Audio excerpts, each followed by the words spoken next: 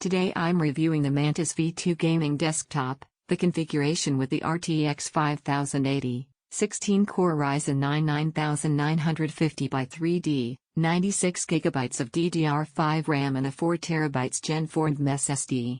If you want to check current pricing or availability, it's linked below. I've spent real time with this desktop on my desk in a typical mixed-use scenario: gaming, creative workloads, multitasking, and streaming content. These impressions come from actual behavior under real loads, not just specs. Let's set expectations clearly. This is not a compact, low-noise office box. It's not positioned as a budget gaming PC.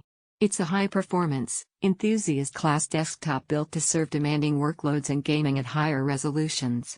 That said, it doesn't magically eliminate the realities of physics or game optimization. Real-world performance pairing the Ryzen 9 9950x3D with an RTX 5080 puts this system well into territory where it can handle very high frame rates at 1440p and strong performance at 4K. In titles that scale well with GPUs, frame pacing is smooth and sustained, and the extra CPU cache from the 3D variant helps in CPU-sensitive scenarios like simulation titles or large open worlds.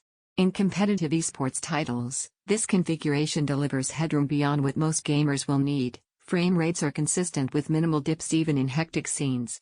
For AAA games at 4K, high settings are very playable, and the experience feels confident rather than tentative. Performance is predictable. When a game is optimized and scales well, this system takes full advantage of the hardware. When a game is poorly optimized, it shows, not because the PC is weak, but because even high-end hardware can only do so much against inefficient code. Thermals, noise, and build practicality. High-end hardware generates heat, so the cooling solution here is doing meaningful work. Under sustained load, fans are active and noticeable. They're not uncomfortable, but this is not a whisper-quiet system under heavy gaming or creative workloads. If you're sensitive to audible fan activity, acoustics can be a consideration. The case and build feel robust. There's internal space to see thoughtful airflow, which matters with powerful components. RGB lighting is present, but that's a personal aesthetic choice rather than a performance factor.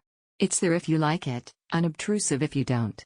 Memory and storage practicality. 96GB of DDR5 RAM is more than most gaming PCs ship with, and it proves its value if you run many applications at once, like simultaneous creative tools, VMs, or large datasets alongside a game.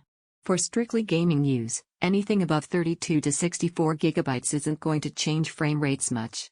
Where this amount shines is in multitasking and future-proofing. The 4TB Gen4 NVMe SSD delivers real room for large game libraries, media, and project files. Load times are consistently fast, and having ample local storage removes the pressure to juggle content. For many workflows, especially creative ones, this capacity is genuinely practical. Limitations and trade-offs. Even with this configuration, no system is future-proof forever. Newer game engines may push different bottlenecks, and performance gains require ongoing hardware evolution. Also, high-end hardware tends to consume more power and generate more heat compared to mid-range builds. There's also the pricing context. This class of system carries a premium. If your gaming goals are strictly 1080p or moderate settings, this level of power exceeds what you'll actually use day-to-day. You're paying for headroom and performance that you might not exploit fully. Comparison to alternatives. Compared to mid-range rigs, this desktop is a leap in raw performance and multitasking capability. Compared to boutique ultra-high-end builds with even higher GPU tiers or liquid cooling systems, it's more grounded and balanced. It doesn't push extremes in cooling or exotic components. If you're deciding between this and a gaming laptop with similar silicon, the desktop version gives you better cooling efficiency, more consistent performance, and easier long-term upgrades. Who this makes sense for? It makes sense for someone who games at 1440p or 4K regularly, mixes creative or productivity work with gaming, likes ample RAM and storage without compromise, values a turnkey high-performance desktop. It may not make sense if your priority is purely cost-constrained 1080p gaming. You prefer the smallest or quietest possible setup. You don't need the excess headroom beyond common gaming workloads. Closing thoughts. In real use, the Mantis V2 behaves like a serious high-performance desktop. It doesn't rewrite hardware limitations, but it places them well above what most day-to-day users will encounter. It's competent, expansive in capability, and predictable under load. Check current pricing below and evaluate it against your needs.